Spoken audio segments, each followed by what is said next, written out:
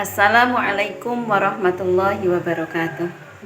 Alhamdulillah, pada kesempatan kali ini kita akan belajar bersama materi kelas 7 bab yang pertama, yaitu tentang Al-Quran dan Hadis Pedoman Hidupku.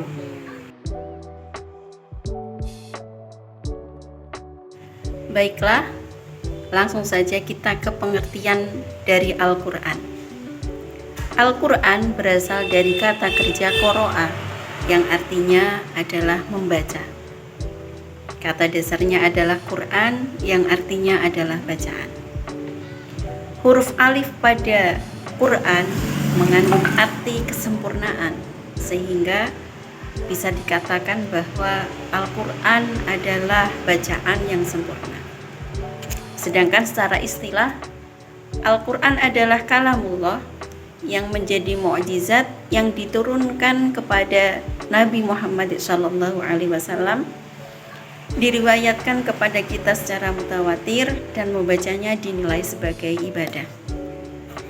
Dari istilah ini, maka kita dapat mengetahui bahwa Al-Quran adalah kalamullah, yang artinya kalamullah itu Al-Quran bukanlah ucapan dari Nabi Muhammad, bukan ucapan dari malaikat ataupun makhluk yang lain, melainkan Al-Quran adalah firman Allah Subhanahu wa Ta'ala.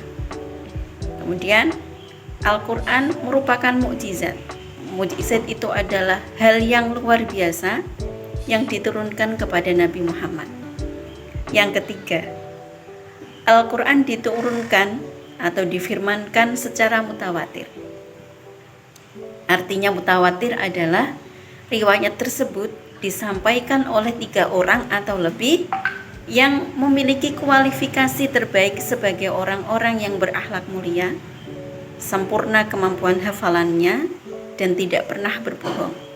Dan yang terakhir, Al-Quran adalah bacaan ketika kita membacanya dinilai sebagai ibadah. Jadi membaca Al-Quran menjadi tanda keimanan seseorang. Semakin tinggi imannya, semakin sering dan sungguh-sungguh membacanya, maka semakin bertambah pula keimanannya. Sekarang kita belajar tentang nama-nama Al-Quran. Banyak sekali nama-nama lain dari Al-Quran yang disebutkan di dalam Al-Quran. Contohnya, seperti yang tertera dalam Quran Surah Al-Baqarah ayat yang kedua. Dzalikal kitabul la raiba fihi hudal lil muttaqin, yang artinya Al-Quran itu adalah kitab yang tiada terdapat keraguan di dalamnya sebagai petunjuk bagi orang yang bertakwa. Dari ayat ini dapat diketahui bahwa nama lain dari Al-Quran adalah Alkitab. Yang kedua, terdapat di dalam surah Al-Furqan ayat 1 yang berbunyi, Tabarakalladzi nazzalal furqana ala 'abdihi liyakuna lil 'alamina nadhira, yang artinya Maha suci Allah yang telah menurunkan Furqan atau Al-Quran kepada hambanya Muhammad agar dia menjadi pemberi peringatan kepada seluruh alam. Dari ayat ini dapat kita ambil nama lain dari Al-Quran, yaitu Al-Furqan. Dari nama-nama lain dari Al-Quran ini, kita dapat mengetahui fungsi-fungsi Al-Quran itu sendiri bagi kehidupan manusia. Sebagai contoh tadi, Al-Furqan artinya adalah pembeda. Maka Al-Quran adalah sebagai pembeda antara hak dan yang batil. Kemudian ada lagi Al-Huda atau petunjuk, maka Al-Quran adalah sebagai petunjuk bagi manusia menuju jalan kebenaran dan kebaikan. Fungsi-fungsi Al-Quran. Tadi kita sudah belajar tentang fungsi Al-Quran berdasarkan nama lain dari Al-Quran. Sekarang fungsi Al-Quran secara menyeluruh. Yang pertama, Al-Quran adalah sebagai sumber ajaran atau hukum Islam yang utama. Seperti yang telah kita ketahui bahwa sumber hukum Islam yang pertama itu adalah Al-Quran. Jadi apabila kita dihadapkan pada suatu masalah yang memerlukan rujukan hukum, maka Al-Quran adalah rujukan yang pertama. Dan apabila kita tidak menemukan hukumnya di dalam Al-Quran, maka kita bisa mencari rujukan hukum tersebut di dalam sunnah. Yang kedua, fungsi dari Al-Quran adalah sebagai konfirmasi dan informasi terhadap hal-hal yang tidak dapat diketahui oleh akal. Manusia adalah makhluk yang terbatas, semuanya serba terbatas. Maka apabila kita memerlukan pengetahuan lain tentang hal-hal yang keluar dari akal, maka kita harus mengorek konfirmasi dan informasi dari Al-Quran. Fungsi yang ketiga, Al-Quran adalah petunjuk hidup manusia ke jalan yang lurus tentang berbagai hal. Di sini dikatakan petunjuk hidup manusia. Jadi Al-Quran bukan hanya petunjuk bagi umat Islam saja, tetapi Al-Quran adalah petunjuk bagi seluruh manusia, karena Al-Quran memang bersifat universal. Yang keempat, Al-Quran adalah sebagai pengontrol dan pengoreksi terhadap ajaran-ajaran masa lalu, yaitu dalam kitab Injil, Zabur, dan Taurat. Kitab-kitab terdahulu memang benar pada zamannya, tetapi Al-Quran ini diturunkan pada akhir zaman. Al-Quran adalah kitab terakhir, maka Al-Quran adalah sebagai penentu benar tidaknya ayat-ayat yang diturunkan dalam kitab-kitab sebelumnya. Oleh karena itu, tidak ada lagi kitab-kitab yang diturunkan sebelum Al-Quran yang masih berlaku setelah Al-Quran sendiri itu diturunkan.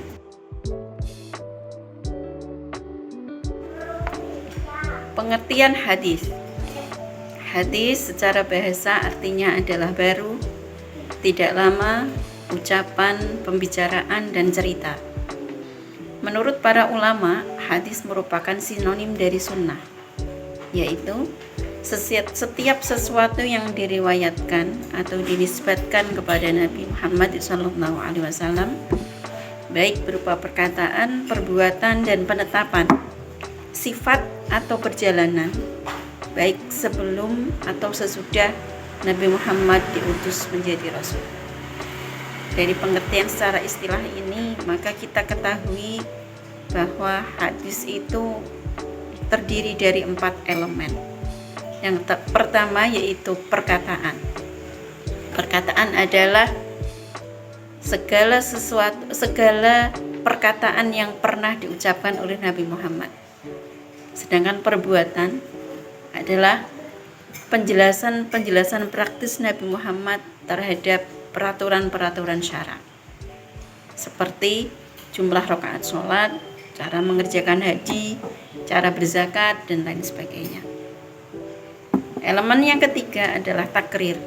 Takrir adalah keadaan Nabi Muhammad yang mendiamkan atau tidak mengadakan sanggahan dan reaksi terhadap tindakan atau perilaku para sahabatnya.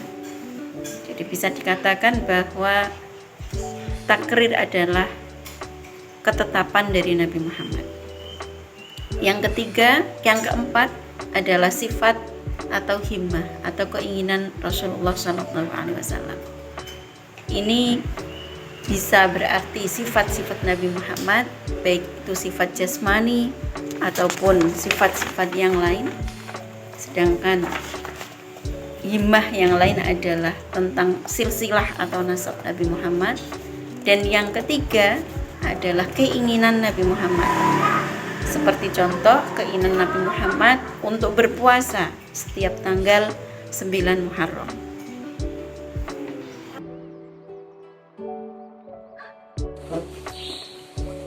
Fungsi hadis terhadap Al-Quran.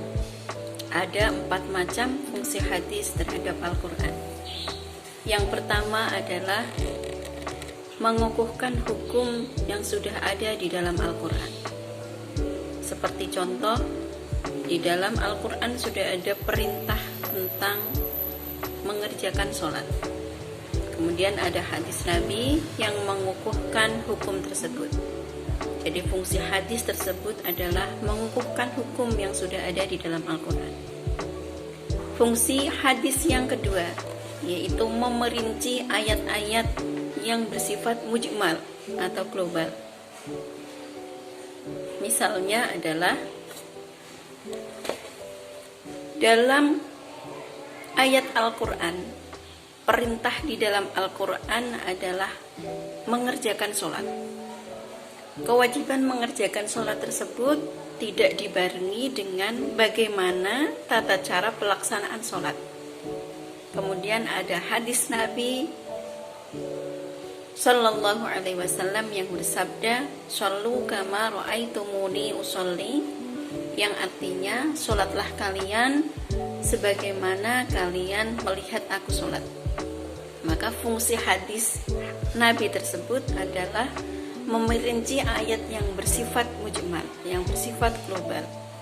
Di dalam Al-Quran ada tuntunan tentang kewajiban sholat, kemudian tata cara pengerjaannya dicontohkan oleh Nabi Muhammad SAW. Fungsi yang ketiga dari hadis terhadap Al-Quran adalah menetapkan hukum yang belum terdapat di dalam Al-Quran. Al-Quran adalah kitab suci umat Islam, tetapi ada beberapa hukum pada zaman sekarang yang belum terdapat di dalam Al-Quran hukumnya.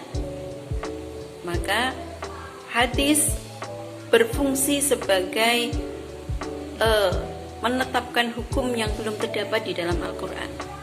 Seperti contoh adalah haram memakan burung yang berkuku tajam, haram memakai cincin emas dan kain sutra bagi laki-laki, dan lain sebagainya. Fungsi hadis terhadap Al-Quran yang keempat adalah membatasi keumuman ayat Al-Quran. Di dalam Quran surah Al-Jumu'ah ayat 9, Allah berfirman, "Ya ayyuhalladzina amanu idza nudiya lis-sholati min yaumil jumu'ati fas'au ila dzikrillahi wa dzarul bai'. Dzalikum khairul lakum in kuntum ta'lamun." Ayat tersebut memberikan perintah kepada kita semua umat Islam untuk mengerjakan sholat Jumat, tetapi tidak dibarengi dengan adanya pengecualian atau pembatasan. Maka ada hadis Nabi yang berbunyi bahwa Nabi Muhammad SAW bersabda, "Al-jumu'atu haqqun wajibun ala kulli muslimin illa arba'atan, abdun mamlukun aw imra'atun aw sabiyun aw maridun." Yang artinya, Jumat adalah kewajiban bagi setiap muslim kecuali 4 orang. Yang pertama adalah hamba sahaya yang dimiliki, yang kedua perempuan, anak kecil, kemudian orang sakit. Maka hadis ini berfungsi membatasi keumuman ayat Al-Quran.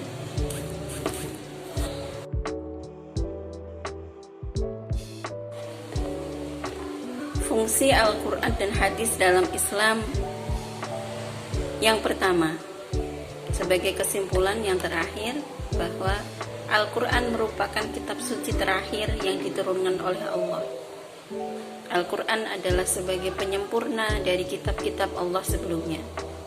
Yang kedua, Al-Quran adalah sebagai sumber hukum pertama dan utama dalam agama Islam.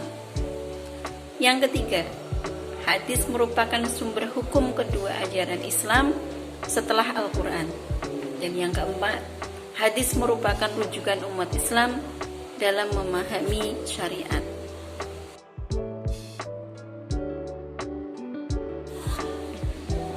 Alhamdulillah, demikianlah pembahasan kita pada kesempatan kali ini. Kita sudah belajar bersama tentang Al-Quran dan hadis, pengertian Al-Quran, pengertian hadis, fungsi Al-Quran dan fungsi hadis. Semoga kita menjadi hamba-hamba yang selalu menjadikan Al-Quran dan hadis sebagai pedoman kita. Demikian dari saya, kurang dan lebihnya mohon maaf yang sebesar-besarnya. Assalamualaikum warahmatullahi wabarakatuh.